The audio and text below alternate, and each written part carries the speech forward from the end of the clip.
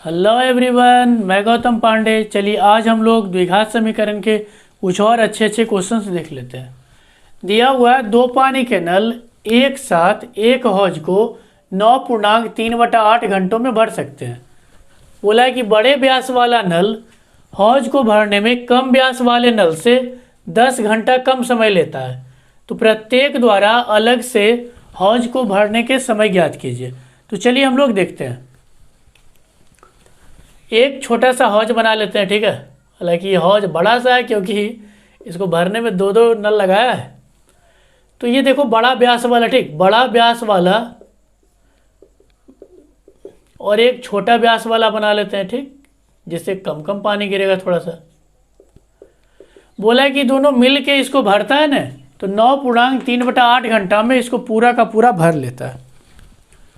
और बड़ा वाला नल जब भरता है तो छोटका से 10 घंटा कम समय लगाता है, ठीक। तो चलिए हम लोग कुछ मान लेते हैं। माना कम व्यास वाले लिख सकते हो या बड़े व्यास वाले, जो भी लिखो। माना कम व्यास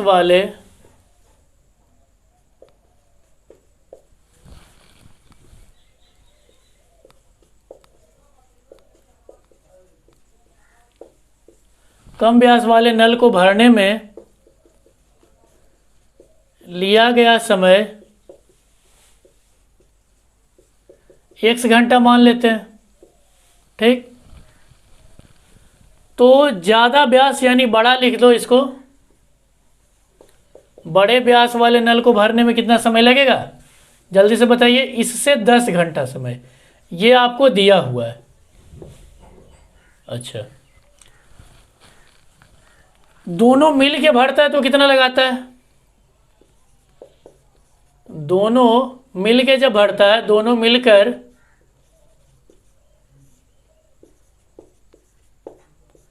भरने में लिया गया समय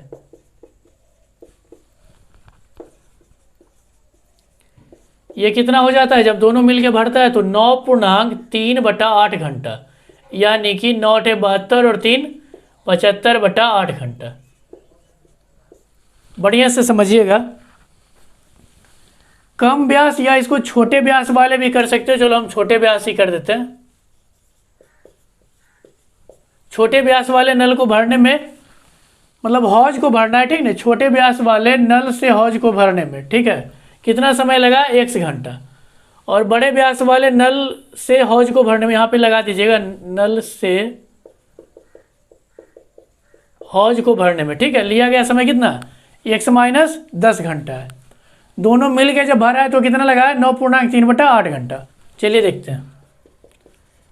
1 घंटा में छोटे व्यास द्वारा हौज में भरा गया पानी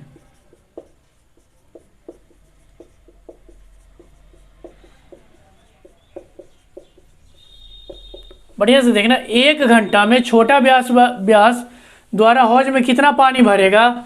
यहाँ पे मैं लिख देता हूँ 1/x। ये 1/x कैसे आया, बढ़िया से समझिए। ये हौज है, ठीक है। इस हौज को 1 घंटा में पूरा भरता है। 1 घंटा में इस हौज को पूरा भर देता है, ठीक है।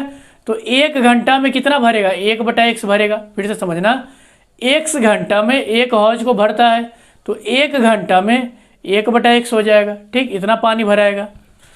ठीक उसी प्रकार 1 घंटा में बड़े व्यास द्वारा हौज में भरा गया कितना पानी भराएगा? अब इसको ऐसे भी लिख सकते हो या फिर आप इसको एक लाइन ऐसे बना दो। कितना पानी भराएगा? 1/x - 10। यहाँ पे इतना भाग भी लिख दो या कुछ भी चलेगा। अब एक काम करते हैं। 1 घंटा में दोनों मिल के कितना पानी भरेगा?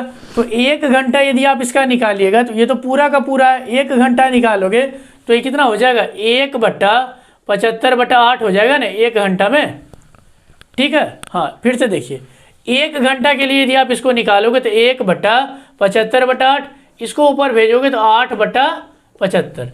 अब हम लोग डायरेक्ट लिख देते हैं प्रश्न से। बढ़िया से समझिएगा, प्रश्न से। अब 1-1 घंटा इतना और इतना 1/x प्लस 1/x-10 बराबर 8/75। यानी कि अब यहाँ पे क्या हो गया कि 1 घंटा में इतना पानी भराया, ये भी 1 घंटा में इतना पानी भराया, और ये भी दिया हुआ है आपका 1 ही घंटा के बारे में। ठीक है, अब तो यहाँ से सिंपल सा कैलकुलेशन हो गया। आप इसको कैलकुलेट कीजिए बढ़िया से। देखिए ये एलसीएम कर लो तो x इंटू x-10, और यहाँ से ये यहाँ पे चला जाएगा x-10 प्लस ये वाला x बराबर कितना 8/75। चलिए इधर हम लोग और सोल्व करते हैं बढ़िया से। ये क्या हो जाएगा 2x, बढ़िया देखो x और x कितना 2x -10 और पूरा का बटा कितना है x²। चलो गुना कर लो, x इंटू एक्स x², तो x² और x गुना -10 तो -10x इक्वल टू 8/75। अब यहाँ से आप एक काम कर लो, ऊपर से 2 कॉमन निकाल के इसको काट दो। तो 2 कॉमन जैसे निकालेंगे तो x -5 और नीचे में आपका x² -10x बराबर 8/75। आप इसको काट दो 2 बार, 2 से तो 4 बार में कट गया। ठीक है, देखते चलिएगा, हम लोग लगातार ऐसे लिखते चल रहे हैं। ठीक है, इसके बाद इसमें लिख रहा हूँ ये, चलो हम लोग घेर देते हैं ऊपर ऐसे। यहाँ पे अब सीधा क्रॉस मल्टीप्लाई करो, कोना कोनी गुना, x² को 4 से पढ़ेंगे तो 4x²। ठीक, फिर -10 को 4 से पढ़ेंगे तो -40x। ठीक है, अब इसको इधर से पढ़ो, देखो x को 75, देखो x गुना 75 तो कितना 75x। ठीक है, 5 से इसको पढ़ो तो कितना हो जाएगा 5 × 5 = 25 और 7 × 5 = 35 और ये कितना हो जाएगा 36 और 1 37। ठीक है, 375। एक जात वाले को हम लोग एक तरफ कर लेते, हालांकि इस पूरे को इधर ही कर लो तो 4x² माइनस इसको इधर ला के घटाएंगे तो कितना हो जाएगा -40x -75x और ये प्लस 375 इक्वल टू 0।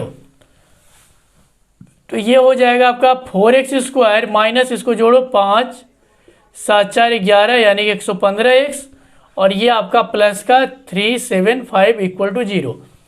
एक काम करते हैं, आप लोग इतना पहले लिखो, हम इधर तब तक क्वेश्चन रफ कर देते हैं। चलिए अब यहाँ के बाद हम लोग करेंगे, देखो इसको मैं फिर से बता देता हूँ, या तो आप इसका गुणनखंड कर लो या फिर जो x का फॉर्मूला बताया गया है उस पर कर लीजिए। देखो इसको इससे आप गुना करो और बीच वाले को ऐसा तोड़ो कि जोड़ने या घटाने के बाद उतना आना चाहिए। तो चलिए हम लोग इसको गुणनखंड ही करेंगे।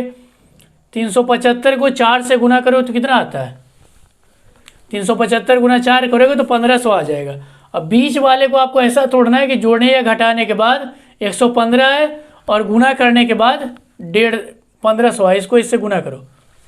तो चलिए हम लोग लिख क्या रहे हैं 4x² minus 100x minus 15x plus 375। फिर से देखो बढ़िया से मैं बताता हूँ गुणनखंड, आप इसको इससे गुना करो, ठीक, और गुना करने के बाद हमारा आया 1500।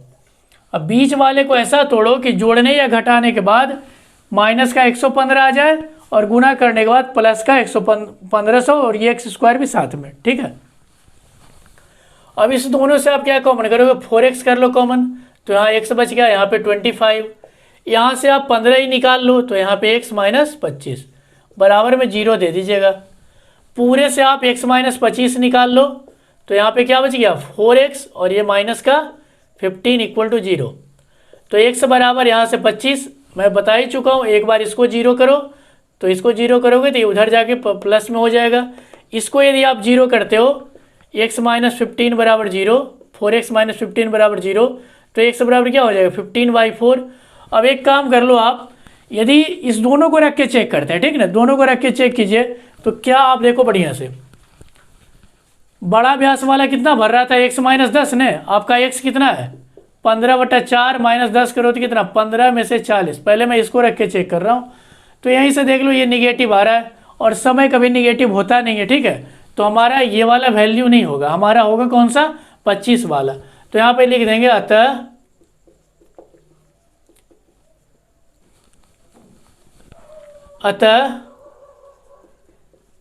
छोटा द्वारा कितना समय लगेगा 25 घंटा, और बड़ा व्यास वाला का कितना लगेगा, 25 में से 10 घटा दो तो कितना, 15 घंटा। ठीक है, तो हम लोग आगे और क्वेश्चंस कर लेते हैं। ठीक, इसको लिख लो। चलिए ठीक है, हम लोग इसको करते हैं। है एक मोटर बोट जिसकी स्थिर जल में चाल 18 किलोमीटर प्रति घंटा है, 24 किलोमीटर धारा के प्रतिकूल जाने में वही दूरी धारा के अनुकूल जाने की अपेक्षा 1 घंटा अधिक लेती है। तो बोला है कि धारा की चाल ज्ञात करें। चलिए मैं यहाँ पे एक नोट लिख दिया हूँ। मान लेते हैं कोई नाव है, स्थिर जल में उसका चाल x किलोमीटर प्रति घंटा है और धारा की चाल y किलोमीटर प्रति घंटा है। बढ़िया देखिएगा, कोई नाव जहाज जो भी हो, स्थिर जल में चाल नाव का कितना है, x किलोमीटर प्रति घंटा, और धारा की चाल कितना है, y किलोमीटर प्रति घंटा। तो अनुकूल में होता है प्लस और प्रतिकूल में क्या होता है, माइनस। अनुकूल का मतलब है कि जैसे देख लो, ये धारा इधर जा रहा है, आप इधर ही जा रहे हो, तो आप साथ साथ चलोगे तो प्लस। प्रतिकूल का मतलब धारा इधर जा रहा है और आप इसके उल्टा आ रहे हो, तो आप क्या हो जाएगा, माइनस में। तो याद रखिएगा, अनुकूल में क्या, प्लस, और प्रतिकूल में माइनस। तो चलिए यहाँ पे हम लोग मान लेते हैं, माना धारा की चाल x किलोमीटर प्रति घंटा मान लेते हैं। ठीक, तो अब एक बात बताइए, धारा का चाल हमने x किलोमीटर प्रति घंटा मान लिया है और स्थिर जल में चाल मेरा दिया हुआ है, तो धारा का अनुकूल बता दीजिए। अनुकूल क्या होता है, स्थिर वाला और धारा वाला प्लस कर लेते हैं। तो हम लोग लिखेंगे, तो धारा की अनुकूल चाल क्या हो जाएगा, जल्दी से बताओ। अनुकूल में प्लस, किस में प्लस, स्थिर वाला में धारा का प्लस। तो स्थिर कितना है, 18, और प्लस धारा वाला कितना है, x, तो इतना किलोमीटर प्रति घंटा। और प्रतिकूल देख लेते हैं, तो धारा के प्रतिकूल चाल कितना हो जाएगा, स्थिर में से, ये देखो स्थिर x है, उसमें से घटा देते हैं हम लोग धारा वाला। तो सेम कहानी यहाँ पे भी, स्थिर आपका 18 है, तो 18 माइनस धारा वाला घटा दीजिए। अब एक चीज देखो, पता है अनुकूल जा रहा है या प्रतिकूल जा रहा है 24 किलोमीटर ही। देख लो, ये 24 किलोमीटर ही धारा का अनुकूल भी चल रहा है और धारा के प्रतिकूल भी चल रहा है। चलिए अब हम लोग करते हैं, 24 किलोमीटर धारा के अनुकूल जाने में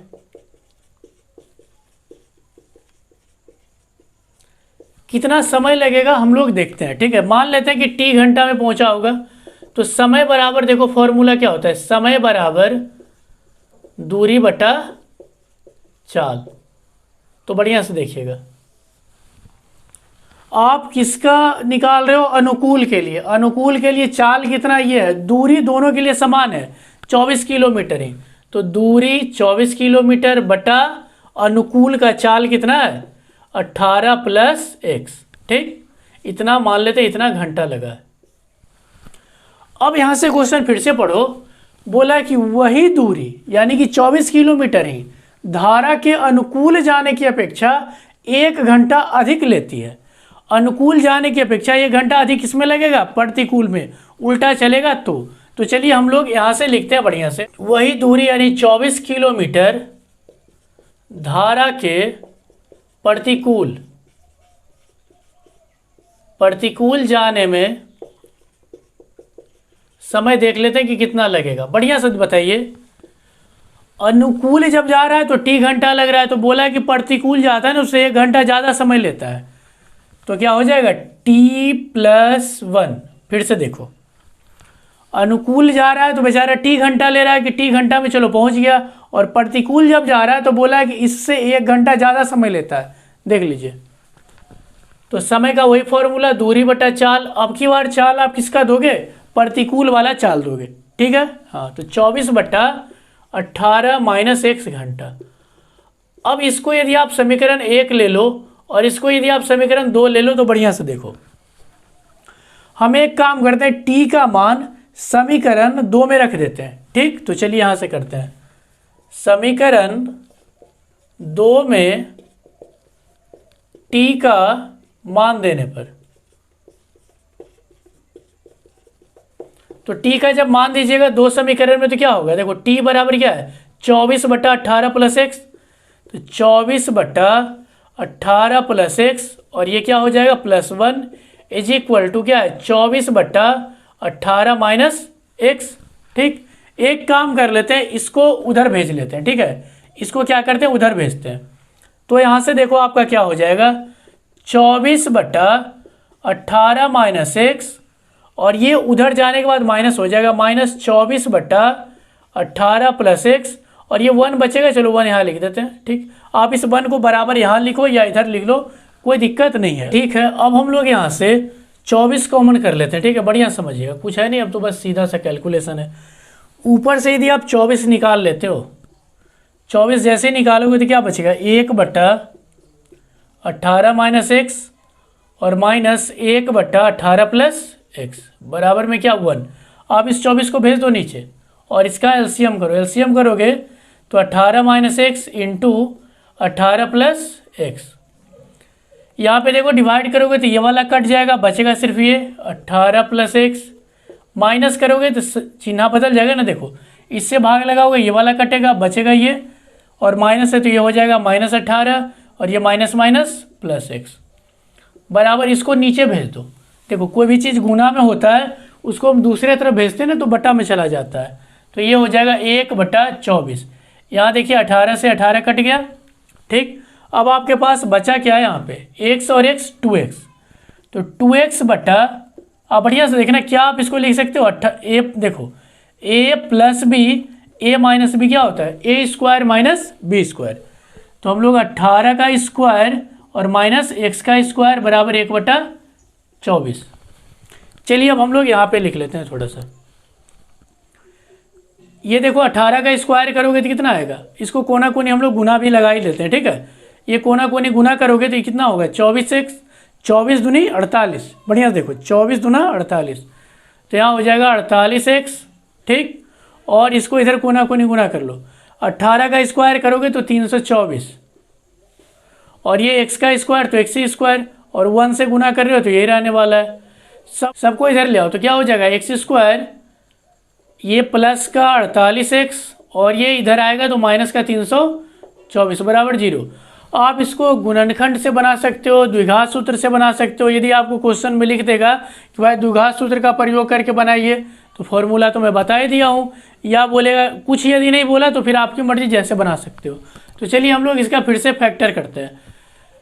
इसको आप इससे गुना करो, गुना करने के बाद -324x स्क्वायर, बीच वाले को ऐसा तोड़ो कि 48 आ जाए और कितना आना चाहिए 324 गुना करने के बाद। तो चलिए हम लोग इसको लिखते हैं x स्क्वायर प्लस 56x और क्या लिखोगे कि 48 आ जाए, बढ़िया से बताओ। 56 नहीं 54 कर लो, 54x माइनस 6x माइनस 324 बराबर 0। चलिए देखते हैं, 54 में से यदि आप 6 घटाते हो तो 48 और इसको गुना करो तो 6 चौके 24, 6 पच्चे 30 और 2 32। ठीक है, तो अब यहाँ से हम लोग करने वाले क्या है, पूरे में से x को कर लो कॉमन तो x प्लस 54, यहाँ से -6 लगा लीजिए तो x प्लस 54 बराबर क्या 0। पूरे में से x प्लस 54 को कर लो कॉमन तो इधर आपके पास x माइनस 6 बचेगा और बराबर में 0। फिर से देखिए बढ़िया से, यदि आप इसको 0 करोगे तो x बराबर आपके पास आ जाएगा -54 और यदि आप इसको 0 करोगे तो x बराबर कितना आ जाएगा प्लस का 6। माइनस वाला हम लोग नहीं लेंगे, ठीक है, क्योंकि आपको क्या पूछा है चाल, तो चाल माइनस में नहीं होता है। हमारा कितना है x बराबर 6। ठीक है, तो x बराबर 6 आपको चाहिए था क्या, धारा की चाल ही तो चाहिए थी, तो हम लोग लिख लेंगे अतः धारा की चाल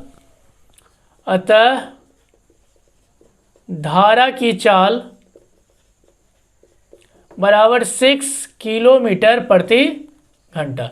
ठीक है, आप इसको लिख लो, हम लोग आगे और क्वेश्चन कर लेते हैं।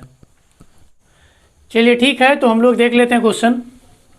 दिया हुआ है kx into x minus 2 plus x बराबर 0 के मूल समान है तो k का मान ज्ञात कीजिए। इधर मैं थोड़ा सा डाटा लिख चुका हूँ। द्विघात समीकरण x square plus B x plus C बराबर 0 के मूलों की प्रकृति, यदि बी स्क्वायर माइनस 4ac 0 से बड़ा होता है तो मूल वास्तविक और भिन्न। यदि बी स्क्वायर माइनस 4ac बराबर 0 होता है तो मूल वास्तविक और समान। यदि बी स्क्वायर माइनस 4ac 0 से छोटा होता है तो कोई वास्तविक मूल नहीं। ये बी स्क्वायर माइनस 4ac को हम लोग डी लिखते हैं। डी को हम लोग विवेचक या विविक्तर बोलते हैं, ठीक है। इंग्लिश में इसको हम लोग डिस्क्रिमिनांट बोलते हैं। एक्स बराबर, आप याद करो मैंने लिखाया था minus b plus minus root under b square minus 4ac बटा 2a। इसको आप ऐसे भी लिख सकते हो, एक्स बराबर minus b plus minus root under d बटा 2a। तो ये क्वेश्चन कैसे बनेगा देख लो। इसमें है कि सबसे पहले तो आप ये द्विघात समीकरण बनाओ, क्योंकि ये सब रूल लगता है द्विघात समीकरण के लिए। तो चलिए हम लोग इसको द्विघात समीकरण बनाते हैं। गुणा करो इसको, तो के x square minus 2kx plus 6 बराबर क्या है 0। अब देखो स्क्वायर आ गया तो आपका द्विघात समीकरण के जैसा हो गया है। और यहाँ पे एक कंडीशन तुरंत आप लिख देना कि के भाई 0 नहीं होना चाहिए। क्यों 0 नहीं होना चाहिए? यदि के आपका 0 हो जाएगा, क्वेश्चन में दिया हुआ भी होगा, यदि के 0 हो जाएगा तो फिर ये तो द्विघात समीकरण रहेगा ही नहीं रहेगा, ठीक है। चलिए, तो बोला है कि इस इक्वेशन के मूल समान है। तो मूल समान वाला क्या कंडीशन होता है कि बी स्क्वायर माइनस 4ac बराबर 0। तो चलिए हम लोग लिखेंगे मूल क्या है, समान है। मूल समान है, ये दिया हुआ है, तो क्या होगा d बराबर 0। और d होता क्या है, बी स्क्वायर माइनस 4ac बराबर 0। चलिए मैं ए बी सी लिख देता हूँ। a आपका k हो जाएगा, b आपका माइनस 2k हो जाएगा एंड c आपका 6 हो जाएगा। तो b के जगह में -2, तो -2k का स्क्वायर माइनस 4 इंटू के की वैल्यू। a बराबर कितना है k और c कितना है आपका 6 बराबर 0। तो 2 का स्क्वायर 4, माइनस का स्क्वायर करोगे तो प्लस, तो 4k स्क्वायर माइनस 6 चौके 24 बराबर 0। यहाँ से आप क्या करो, कॉमन कर लो कुछ, और k भी है, सॉरी यहाँ पे k भी है।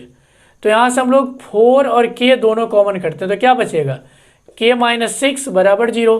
फिर से वही बात, या तो इसको आप 0 कर लो या तो फिर आप इसको 0 करो। तो दोनों को 0 कर लेते हैं, तो 4k बराबर 0 करोगे। यदि 4k बराबर 0 तो k बराबर आपके पास क्या हो जाएगा 0।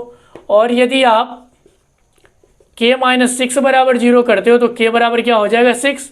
तो आप खुद से बताओ, क्या k बराबर 0 ले सकते हो? नहीं ले सकते हम लोग, k बराबर 0 नहीं लेंगे। क्यों नहीं लेंगे k बराबर 0?